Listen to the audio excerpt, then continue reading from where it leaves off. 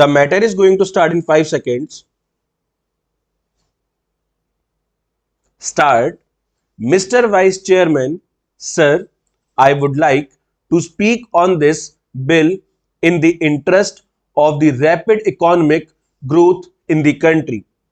If the nation grows from strength to strength economically, leading to eradication of the degrading and disheartening poverty of the people of India, the workers of this nation would also benefit and they would also go above the poverty line.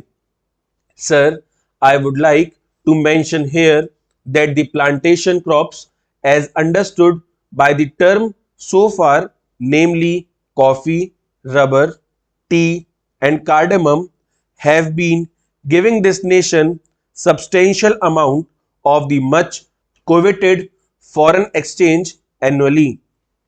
It must be noted that coffee exports alone have given our country during the last 5 years over rupees 1000 crores in foreign exchange by way of export earnings and export duties. I must also bring to the attention of this House that the famed tea industry in India today has become a sick industry affecting lakhs of workers and the tea planters. Sir, we ought to know that in the agricultural sector, the plantation labor is the best organized one and is getting nearly the same treatment, facilities, and amenities like the industrial labor. Sir, coming from a plantation district of Karnataka, I sincerely agree that the welfare measures provided in the Act must be faithfully implemented and strictly enforced. But I cannot subscribe to the view taken by some that the planters generally are exploiters and are inimical to the interests of their own workers and that they must be dealt with severely. Sir, most of the planters of today are educated and they know that contented labor is conducive to productivity and peace in the estates and therefore would like to provide all the welfare measures and amenities to the workers. Sir, I would like to point out some of the very draconian, discriminatory, and invidious urban directed amendments made in the Plantations Labor Amendment Bill 1973. Sir, the Plantation Labours Act is sought to be applied now even to holdings of 5 hectares and above employing 15 persons and more. Originally, in the bill brought before the Joint Committee, it was sought to be applied to holdings of 6.5 hectares and above. It would be realistic to make an amendment to the present bill to realize the size of holding from 5 hectares to 6.5 hectares. Sir, we must bear in mind the economic viability of small plantations of 5 hectares and the financial capacity of the small planters to fulfill the obligations cast on them to provide housing and creche facilities.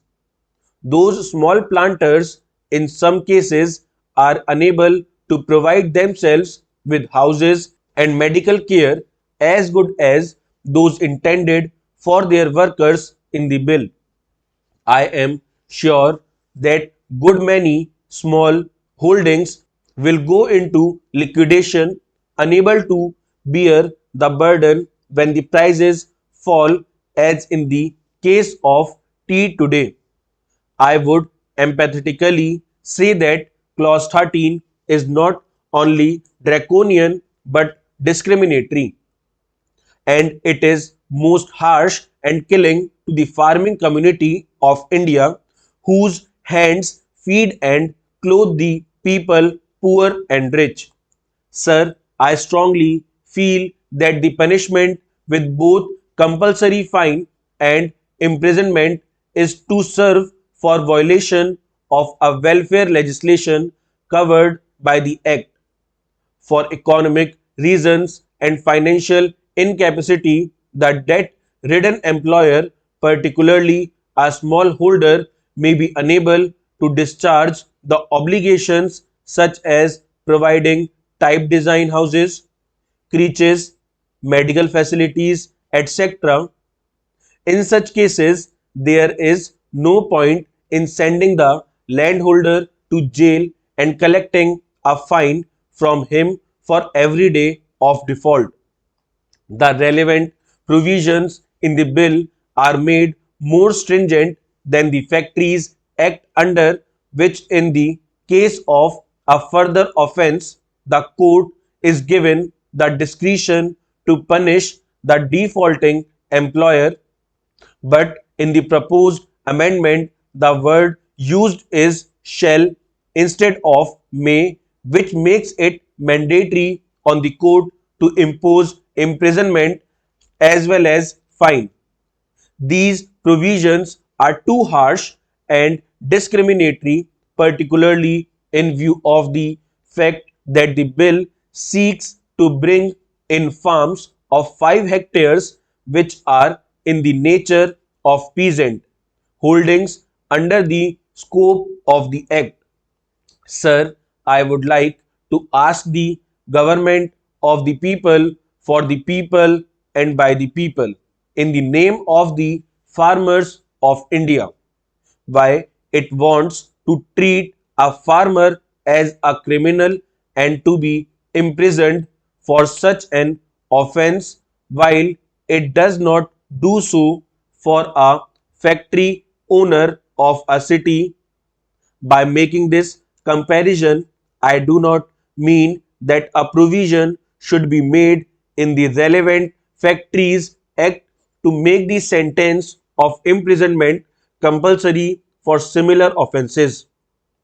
Let me make it clear that I am not speaking against the interests of the workers in the plantations. I am only speaking against the stringent and invidious measures which have been provided in the bill affecting the rural employers and the individuous laws enacted for them. Full stop.